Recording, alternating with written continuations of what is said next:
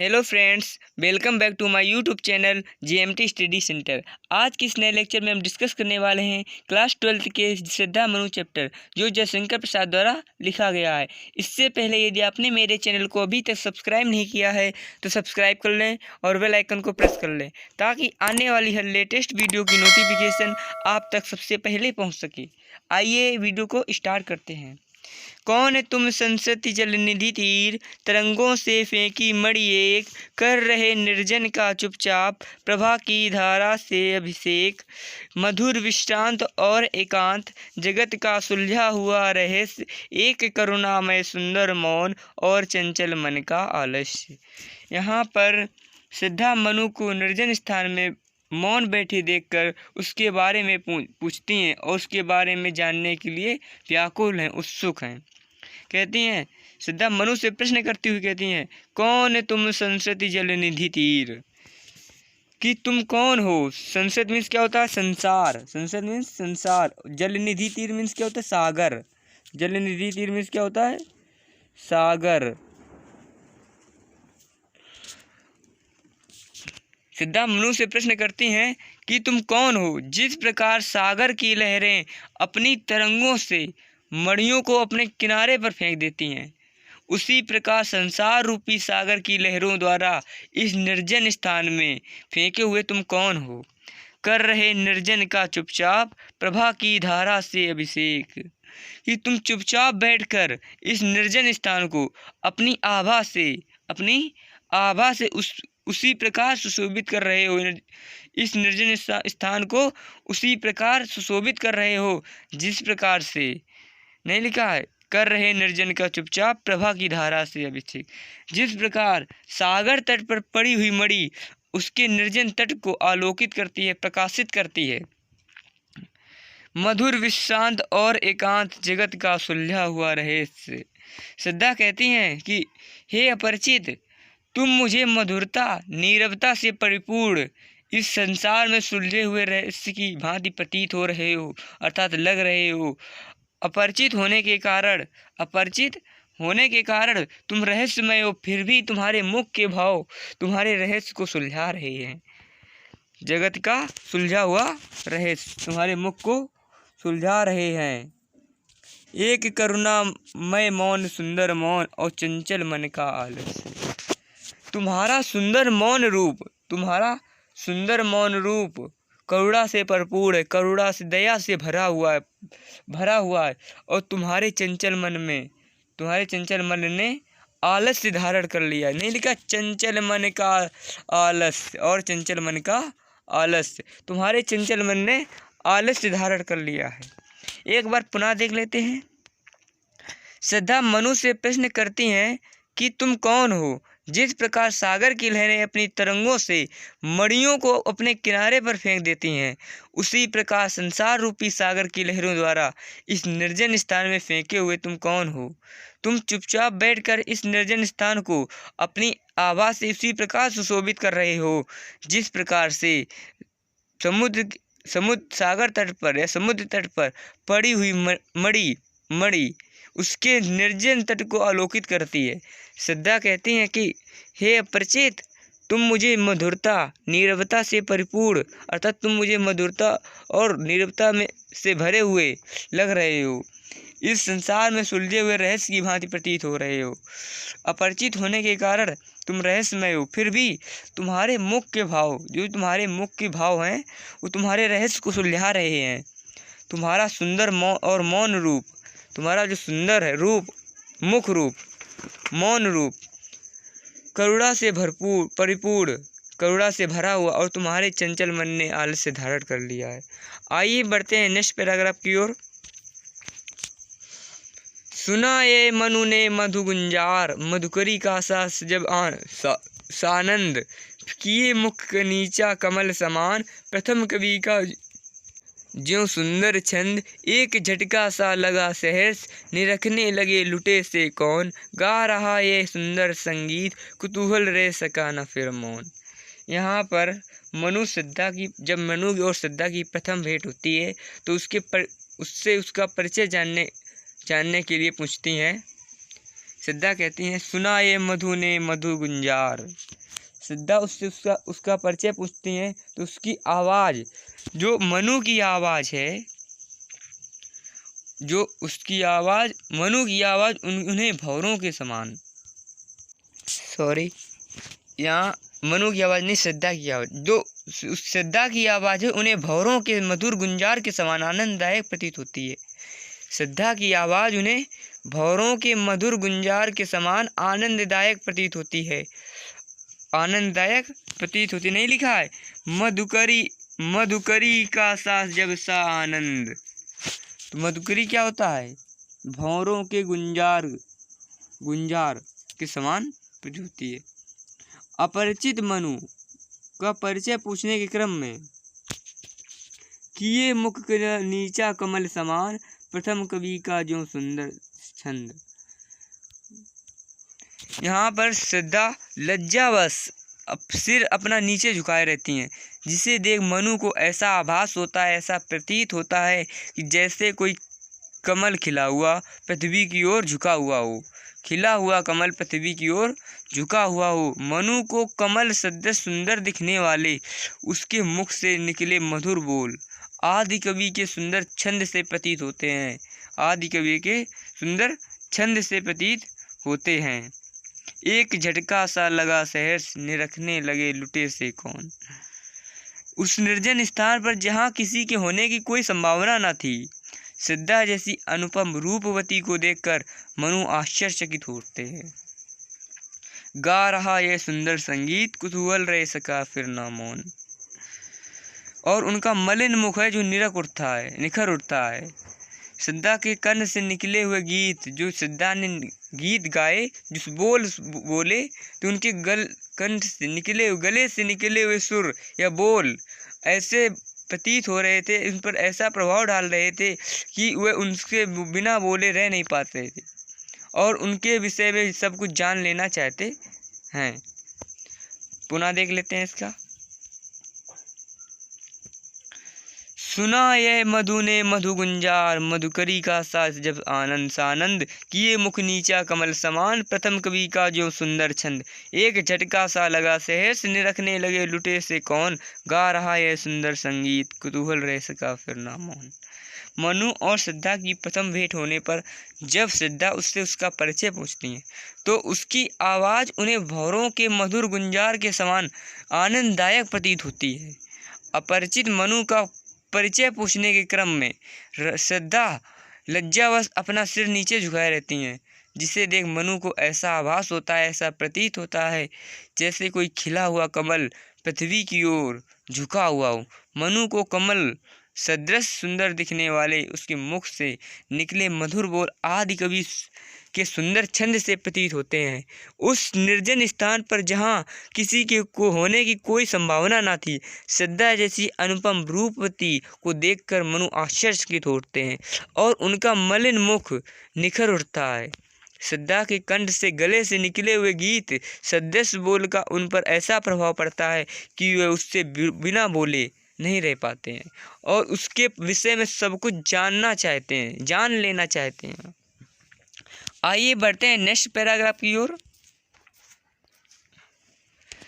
और देखा वह सुंदर दृश्य नयन का इंद्रजाल अभिराम, कुसुम वैभव में लता समान, चंद्रिका से लिपटा घनश्याम, हृदय की अनुकृति बहा उदार, एक लंबी काया उन्मुक्त, मधु पवन क्रीडित जो शिशुशाल, सुशोभित हो सौरभ संयुक्त, मृषण गांधार देश के नील रोम वाले मेषों के चर्म, ढक रहे थे उसका वपुकांत, बन रहा था वह कोमल वर्म।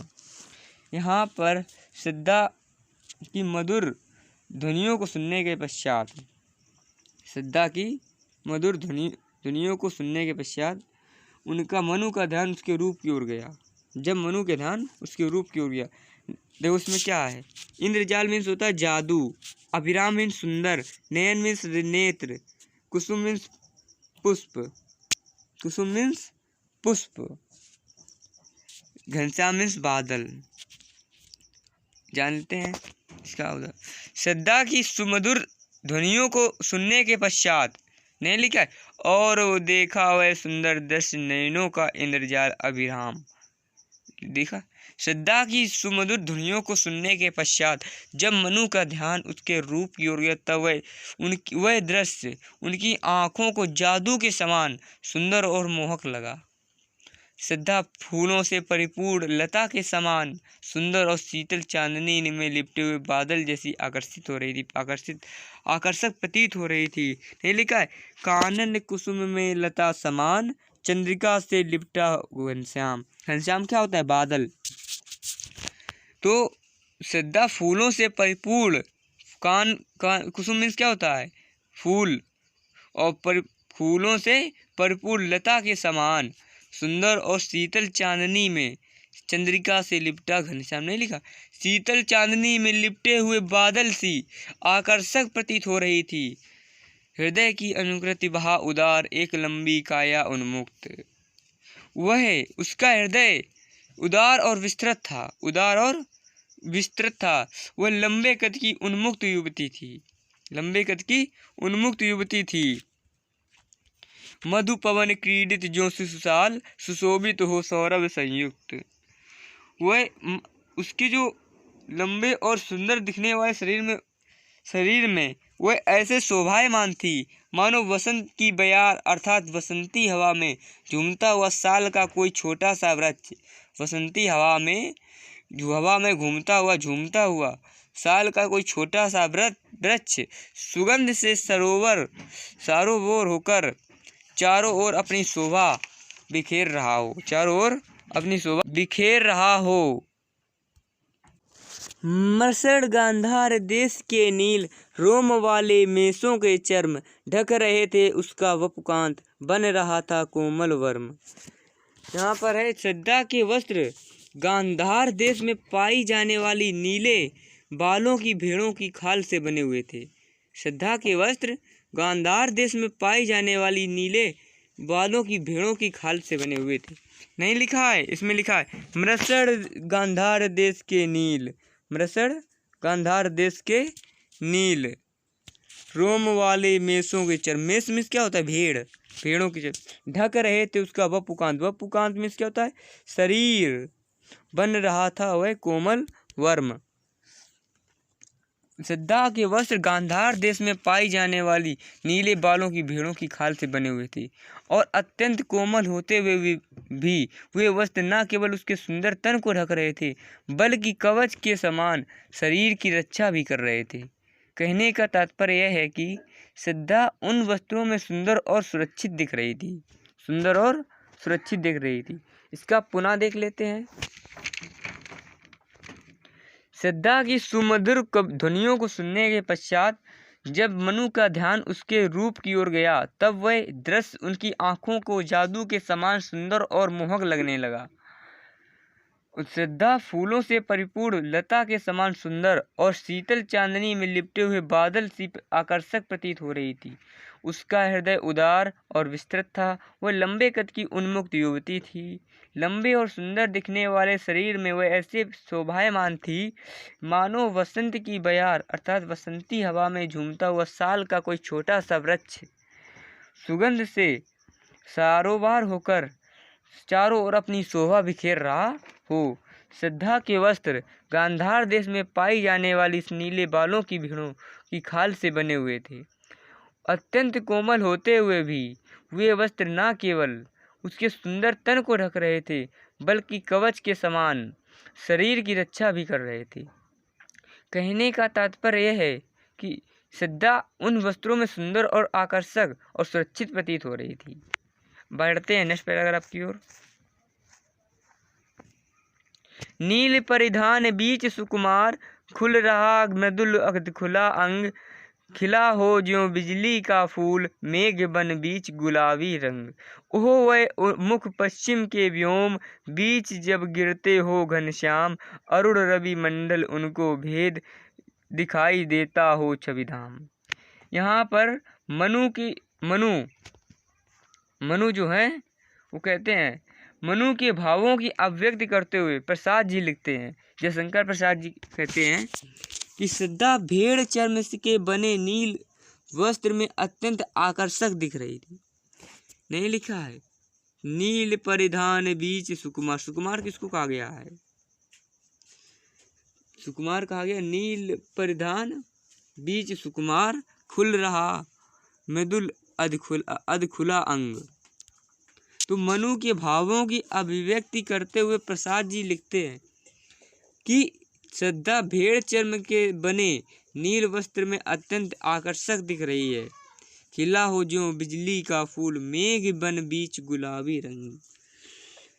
वस्त्रों के मध्य कहीं कहीं से दिखाई दे रहे उसके कोमल अंग, कहीं कहीं से नहीं लिखा अध खुला अंग, कहीं कहीं से खुले हुए आधे अंग।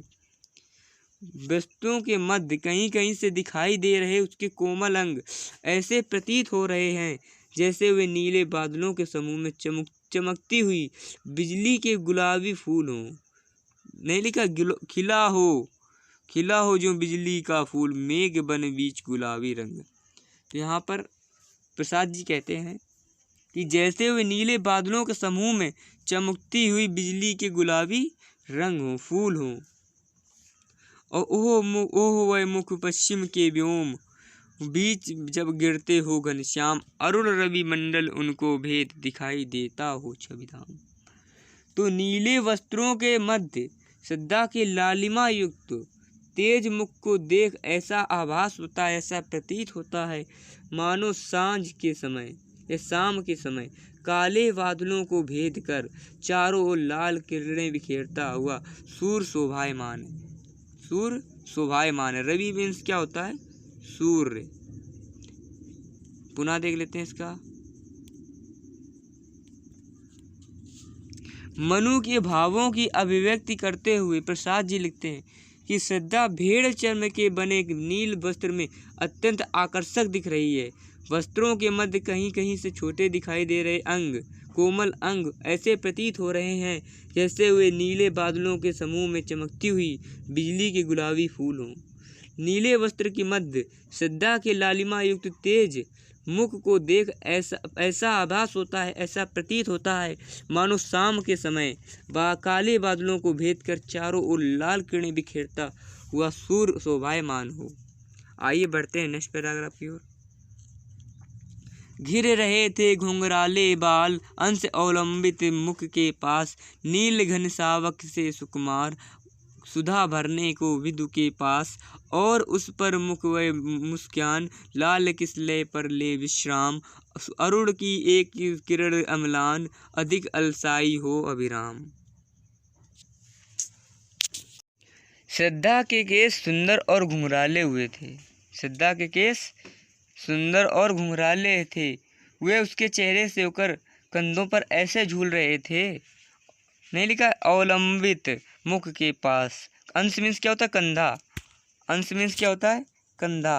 अवलंबित में झूल रहे थे मुख के पास। श्रद्धा के जो बाल घुंघराले बाल थे वे उसके चेहरे से होकर कंधों पर ऐसे झूल रहे थे मानो अमृत पान हेतु नन्हे बादल सागर तल पर को स्पर्श करने की कोशिश कर रहे हों। नील घन सावक से सुकुमार, सुधा भरने को विदु के पास। ये नहीं लिखा है। नील घन सावक से सुकुमार, सुधा भरने को विदु के पास। तो जो श्रद्धा के बाल थे, केस थे, वो मानो ऐसे अमृत पान हेतु नन्हे बादल सागर तल को स्पर्श करने की कोशिश कर रहे हो, ऐसे प्रतीत हो रहे थे।